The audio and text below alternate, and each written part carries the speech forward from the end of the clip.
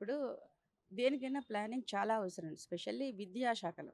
రైతులకు farming and education these 2 things are very important for the planning. ఒక్క సంవత్సరం ముందు ప్లాన్ చేసుకోవాలి.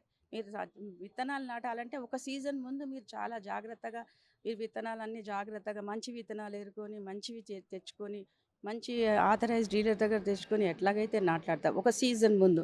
అట్లాగే ఏదన్నా మీరు చెయ్యాలి అంటే ఒక సంవత్సరం ముందే ప్లాన్ చేసుకోవాలి. ఫర్ చిన్న ఎగ్జాంపుల్ చెప్తాను. నేను ఇంతకుముందు కౌన్సిల్‌లో కూడా చాలా సార్లు నేను రిప్రజెంట్ చేసినాను. As an teacher I am telling you. Last 40 years నుంచి I am in this field. మనం ఒక సిలబస్ ఉంది.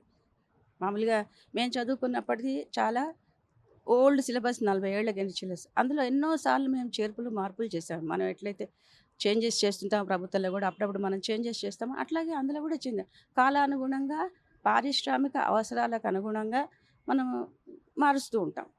ఎట్లా మారుస్తామంటే ఒక సిలబస్‌లో ఒక చిన్న కాంపోనెంట్, ఒక చిన్న విషయం తీయాలి, ఇంకొక విషయం పెట్టాలి అన్నప్పుడు బోర్డ్ ఆఫ్ స్టడీస్ అని అంటారు.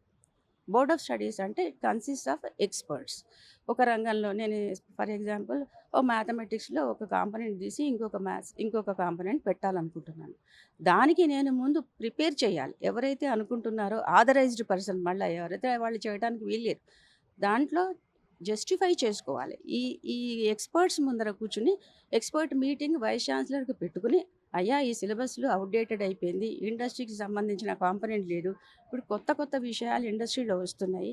ఆ విషయాలకు సంబంధించిన పరిజ్ఞానం వాళ్ళు చదువుకుంటే రేపు ఉద్యోగం తొందరగా దొరుకుతుంది అని కన్విన్స్ చేసుకోవాలి.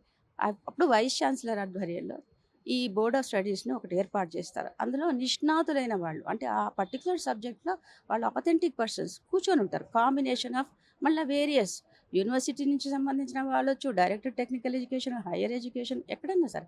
అట్లాగే ఎవరైతే ప్రపోజ్ చేస్తున్నారో వాళ్ళు. అనేక పాతదేంటి, కొత్తదేంటి. పాత కాంపోనెంట్ ఏం తీసేస్తున్నాము, కొత్త కాంపోనెంట్ ఆ ప్లేస్‌లో ఏం పెడుతున్నాం. ఎందుకంటే చదువుకునే గంటలన్నీ ఉంటాయి. గంటలు పెరగవు. గంటలన్నీ ఉంటాయి. మనకు రోజుకి 24 గంటలు అంతే. నువ్వు ఎంత ఎక్కువ పని చేస్తా నాకు ఇంకో 2 గంటలు ఉంటే బాగుండంటే సూర్యుడేమో ఒప్పుకోడు కదా! మనకి 24 గంటలు. అట్లాగే సిలబస్ కూడా ఇన్ని గంటలు అని ఉంటుంది. అన్ని గంటలే. సో, దాంట్లో నువ్వు మారుస్తున్నావు అన్నప్పుడు వీళ్ళందరినీ కన్విన్స్ చేసుకోవాలి.